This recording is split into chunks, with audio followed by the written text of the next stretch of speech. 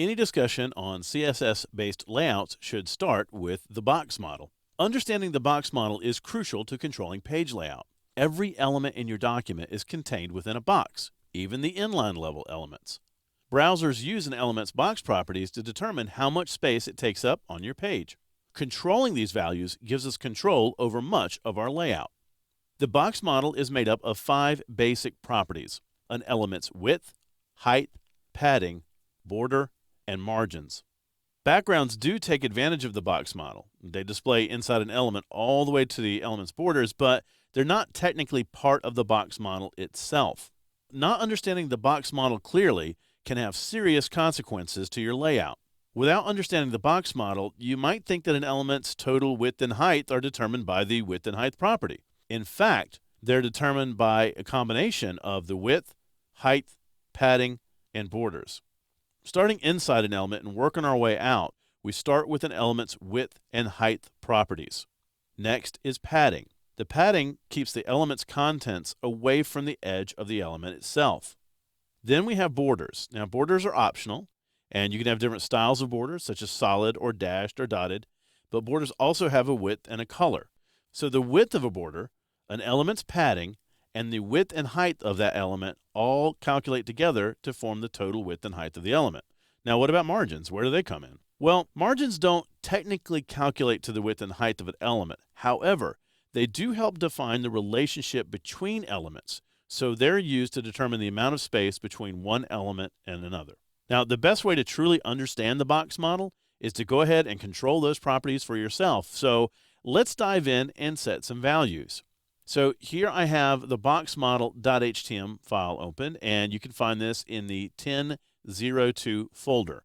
Now, before we start modifying some properties, I want to take a moment to discuss the structure of the page. Currently, we have a paragraph, which is within a div tag with an ID of container, and that's also found within the body tag. We have some very basic CSS going on our page right now, so let's take a moment and see what we have. So if I go over to the CSS styles panel, I can see that I have a rule right here targeting the paragraph inside the container, and all I've got is a background color, and it's that light tan background color that we're seeing here. Now, the container div tag itself also has a background color, and it's sort of a darker teal blue color, but we can't see that right now. The reason that we can't see it is because if you have a block level element, it's going to expand to fill its entire container element. So right now, our inner paragraph, since there's no padding or borders or anything holding it away from the edge of the div tag, is going all the way to the edge of the div tag. Let's start setting some box model properties and see how it affects these two elements. The first thing I'm going to do is select the pound container P selector. I'm going to go ahead and add a width and a height to it. So I'm going to add a property. I'm going to add width, and I'm going to give it a width of 300 pixels. Then I'm going to add another property. I'm going to add height and give it a height of 300 pixels as well. Now, while I'm typing this in, you can see that I'm just sort of typing these values, but when you define any property, anytime you say add property, let me hit enter so I get my height, but anytime you hit add property, you get a pull down menu. So if you don't feel like typing these properties in that we're talking about, you can add them that way as well. Okay, so we have a height of 300 pixels, and we have a width of 300 pixels. Now, that has created a dramatic change in our paragraph and our container. Within our paragraph now, we see the 300 by 300 size of it, and we now begin to see some of the background color of the containing div tag. So why don't we see all of it? Well, your paragraph is lining up to the top left-hand corner of the div tag itself. That's pretty standard in HTML.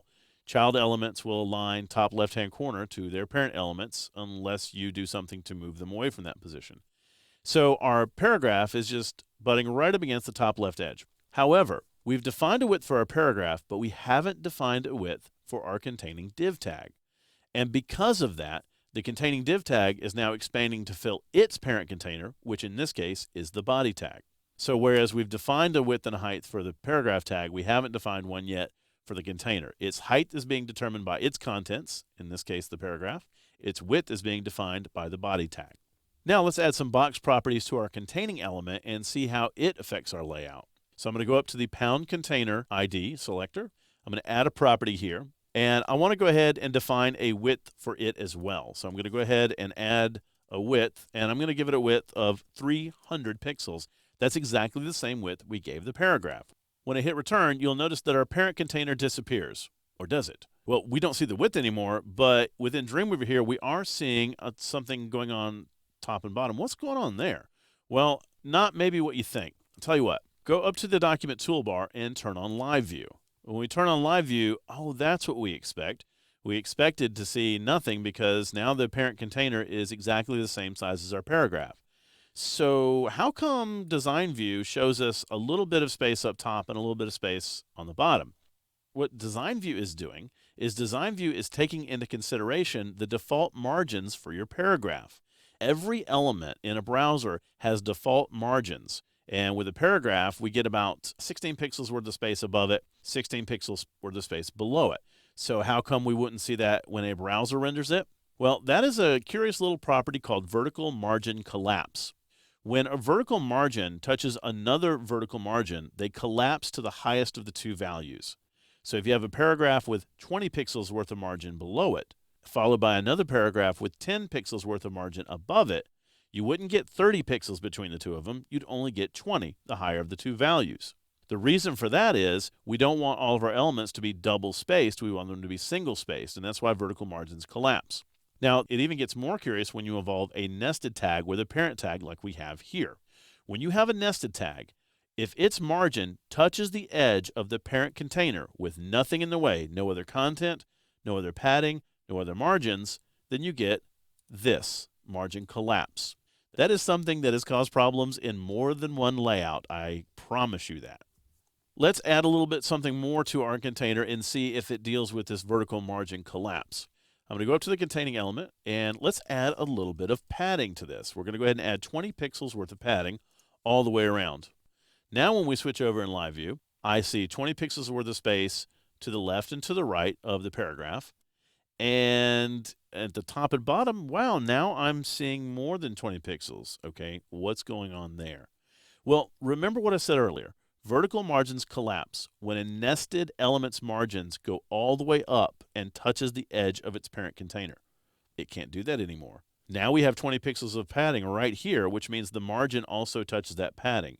Margins and padding would add together, and now we're getting probably about 36 to 40 pixels worth of space between the top of the paragraph and the top of its parent container. Layout can sometimes be a little tricky, so these are things that you have to understand when you're starting to use box model properties to control your elements. Okay, let's take this a little bit further. Let's examine how we can use our box model properties to achieve a very common technique in CSS-based layouts, and that is the centering of one element inside of another one. I'm going to make the container a tad bit wider. Let's see. I'm going to go to my container, and I'm going to go ahead and make this 600 pixels wide. So let's say we want to center that paragraph inside of its parent container. All we have to do that is to take advantage of margins. If I go back into my paragraph selector, I can add another property, and the property I'm going to add here is margin.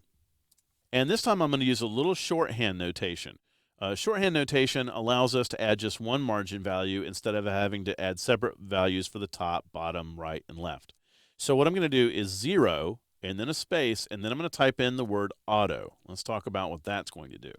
The 0, the first value, is going to represent the top and the bottom. So when you use margin and use two values like we're doing here, the first value applies to the top and the bottom of the element. The second value applies to the right and the left. So what we're doing is we're taking that default margin that's causing that little bit of extra space up top, and we're going to 0 that out. Now the next thing we're doing is auto margin for the left and right.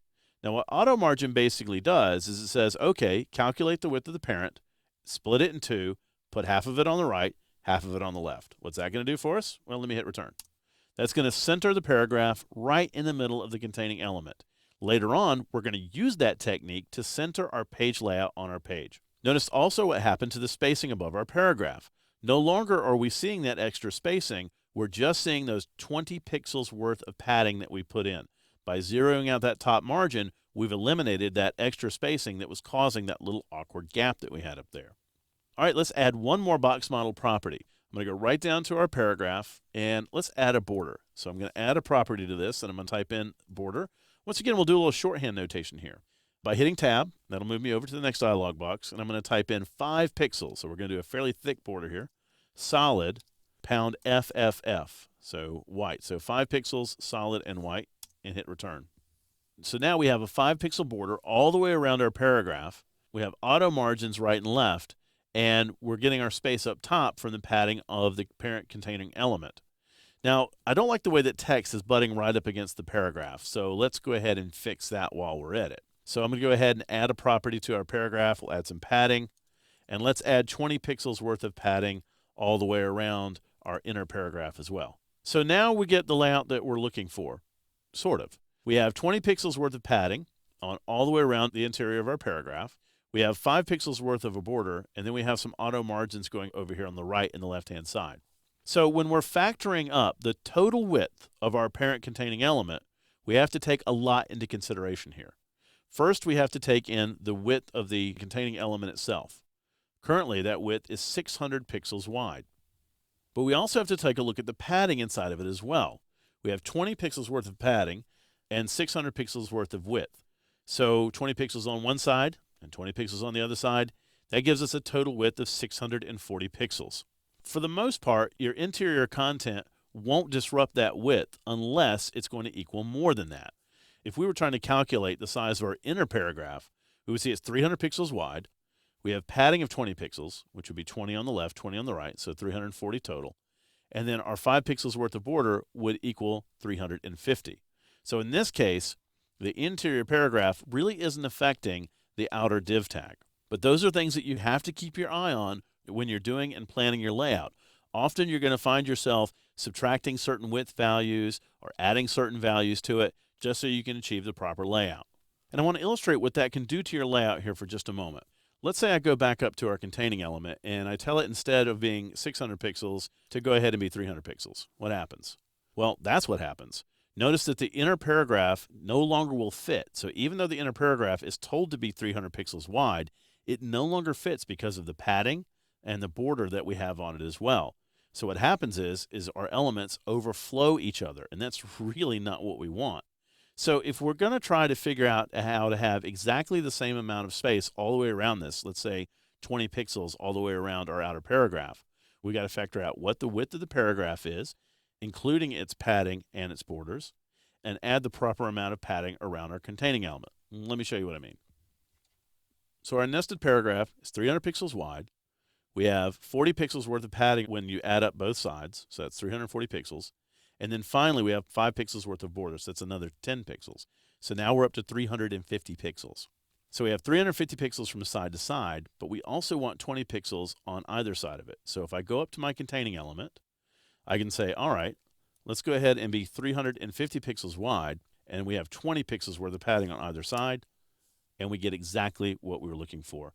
So now that we have a handle on our margins, borders, padding, height, and width, and how they can affect overall dimensions and relationships with other elements on the page, we can move on to talking about more layout-specific topics. Next up, we're going to be using the CSS float property for layout.